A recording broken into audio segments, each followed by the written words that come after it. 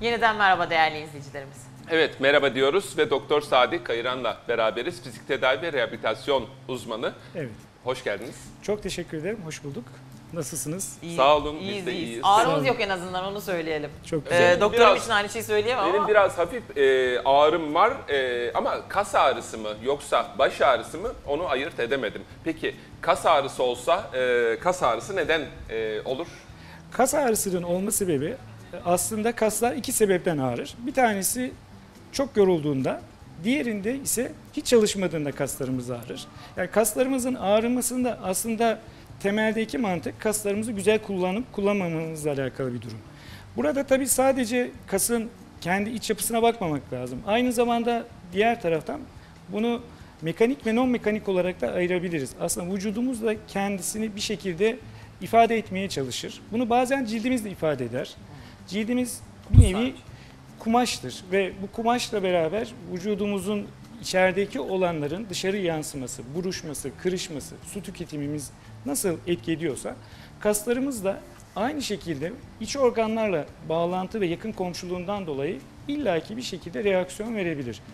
Bunda tabii temelde mantık kasların baktığımızda aslında vücudumuzda yaklaşık 600 tane kasımız var. Ve bu kaslarımızın 600. evet ve bu kaslarımızın tutmuş olduğu bir 210-220 civarında da kemiğimizin olduğunu kabul edersek. Kemik sayısını biliyordum da kas sayısının Evet, o kadar yani çok olduğunu bilmiyorum. 1/3 gibi ve boynumuzda ve belimizde ortalama 60 ile 80 arası kasımız bulunmakta. Şimdi salt bir kasa bağlı ağrılar bazen tetik nokta ile beraber verebilir. Kronik yorgunluk sendromu olan hastalarımızda. Ancak diğer tarafta kaslarımızın ağrımasına sebep olan sizin ifade ettiğiniz gibi baş ağrısında içeriden gelen bir reaksiyondan dolayı da ağrılarımız olabilir. Peki hiçbir bir kasın ağrımıyor veya başın ağrımıyor? Yani öyle boynun değil. Mesela ben ağrımıyor. duruşumu çok böyle mesela televizyon seyrederken falan benim koltuğumda böyle, yani aslında normalde yatarak izlemek istiyorum ama hani Evet. işte koltuğum izin vermiyor. Biraz yatarak, biraz boynum böyle bükerek seyretmem gerekiyor. O zaman evet, tabii ki böyle sırtım, yani kemik ağrısından çok böyle boynumda, sırtımda, böyle sırt kaslarımda özellikle ağrıdığını hissediyorum. Ama onun dışında böyle mesela hani sizin söylediğiniz gibi böyle içten gelen bir sıkıntıyı belli eden bir kas ağrısı hiç hissetmedim gibi geliyor. Evet. O temelde bazı sistemik hastalıklarda daha çok görüyoruz. Örneğin şeker hastalarında bunu çok görebiliriz. Tiroid hastalarında çok görebiliriz. Keza bayanlarda çok görüyoruz ama kansızlık ya da anemide çok bunu görebiliriz. Nerelerde mesela ağrı? Yani böyle her ağrının belli bir yeri vardır herhalde, değil mi söylediğiniz Aslında şey? şimdi ellerimizde de kaslarımız var. Kollarımız. Buralarımızda çok ağrı hissetmiyoruz. Çünkü burada bir sinerjik hareket var. Yani açma, kapama gibi. Bükme, çevirme, sıkma, açma gibi. Fakat bazı kaslarımızı az önce ifade ettiğiniz gibi duruşumuzdaki kaslarımız, postür kaslarımızı hep aynı pozisyonda kullanıyoruz. Öne eğilme, bizim tıp tabiriyle fleksiyonda çok kullanıyoruz ve bu postürümüzü illaki bozuyor. Özellikle en sık yapılan bu aralar şu değil mi? Böyle telefonu Evet. elimize alıyoruz, Evet. pıt pıt pıt. Evet. Veya televizyona postür bozukluğu. En çok Evet. herhalde vakit geçirdiğimiz Evet. şeyler bunlar. Evet. Ya Evet. akıllı telefona bakmak, ya bilgisayara bakmak ya da televizyona bakmak. Onun haricinde başka bir şeye bakmıyoruz zaten. Evet. Bir de tabii kasın sizin az önce söylediğiniz gibi beslenmesiyle alakalı kısımda egzersiz çok önemli. Şimdi bu kaslarımızı kullandığımızda, eğer kol kaslarımızı kullandığımızda sonuçta yer çekimiyle beraber bir hareket veriyoruz ama postürümüzü sağlayan kaslarımızın en önemli fayda göreceği egzersiz yürüme. Çünkü yürüdüğümüz zaman dinamik olarak antigravite ile beraber, yani yer çekimiyle beraber bir şekilde o kasların koordinasyonlu ve ritmik çalışmasını sağlıyoruz. Diğer kısım, eğer bu egzersizi aktivite gibi değil, yani aktivite dediğimiz, bana çok hastalar geliyor, özellikle bayanlar, ben evde her şeyi yapıyorum, her işi yapıyorum, hareketli birisiyim diyor. Kastettiğimiz hareket o değil. Temeldeki hareket kalp hızıyla beraber olan, yani kalbi de çalıştıracak olan egzersizlerin yapılması. Sporcular kadar da yoğun değil. Yani sporcuların özel kendi bir sistemleri var. Fakat en azından kalp ritminin, normalde insan kalbi 80 dakikada 80 civarı atar. 75-80 Normal bandında. öyle. Bunu 100'e çıkaracak şekilde, 100 ve üzerindeki bir ritimde, hafif koşmaya yakın ritimde yapılan egzersizler aynı zamanda metabolik balansı da düzenlediği için kaslar bir şekilde kendi ritmini bulabilirler. Tabii burada hep konuştuğumuz kısımlar fiziki kısımları konuşuyoruz. Aslında bunun bir de ruhsal kısmı var, mental kısmı var, duygulanım kısmı var. Evet. Bunlar da kasları bir şekilde etkileyebiliyor ve yorabiliyorlar. Şimdi siz arkadaşlarımızın da sizinle beraber hazırladıkları sorulardan bir tanesi de oydu zaten. Mesela kronik yorgunluk diye bir şey var mesela. Evet. Kronik yorgunluk tamamen psikolojik bir şey midir yoksa böyle vücut ağrılarından gelen bir durum mudur? Aslında kronik yorgunluk dediğiniz gibi salt vücudu kullanmakla ortaya çıkacak bir durum değil. Burada kişinin hayata bakışı, yaşamdan beklentileri, ruhsal durumu, olaylar karşısındaki vermiş olduğu reaksiyonlar bunlar çok önemli. Mesela kronik yorgunluk sendromu 1 ile 2 safhası fibromiyaljidir. Fibromiyalji hastalığı aslında akıl insan hastalığıdır. Çok detaycı olan, aşırı mükemmeliyetçi olan, hayatta her her şeyin merkezine kendini koyarak işleri çözmeye çalışan insanların hastalığıdır.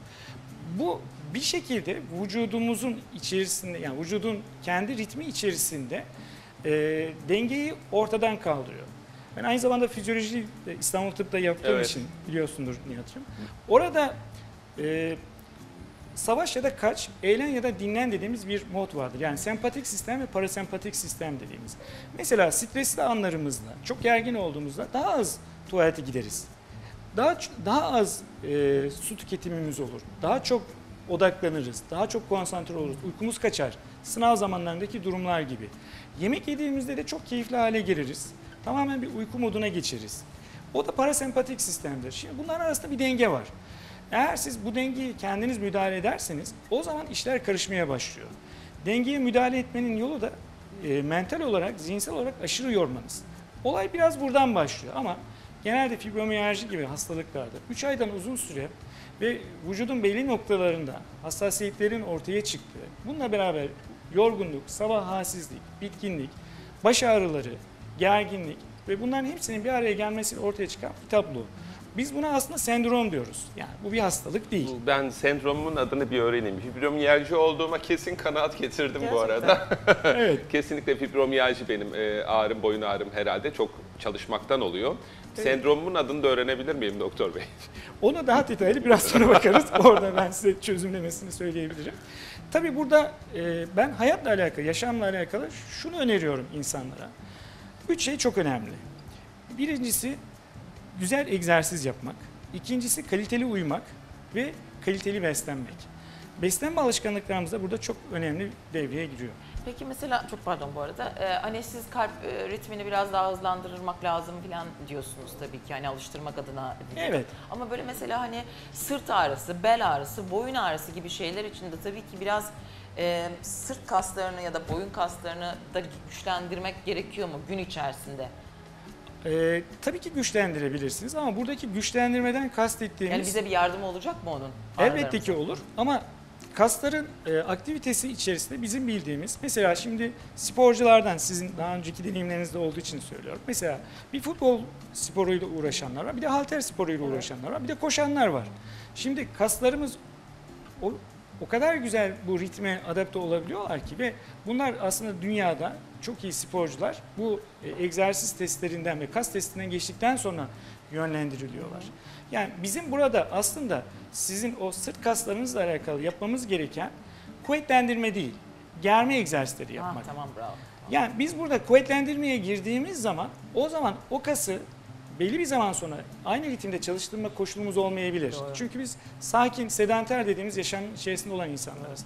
Önceliğimiz germe olacak. Biz onları germeyle bir şekilde kısalıklarını önlerirsek duruşumuz da zaten otomatik olarak zamanla bir ritme girecektir. Ama bu kısa sürede olmayacaktır.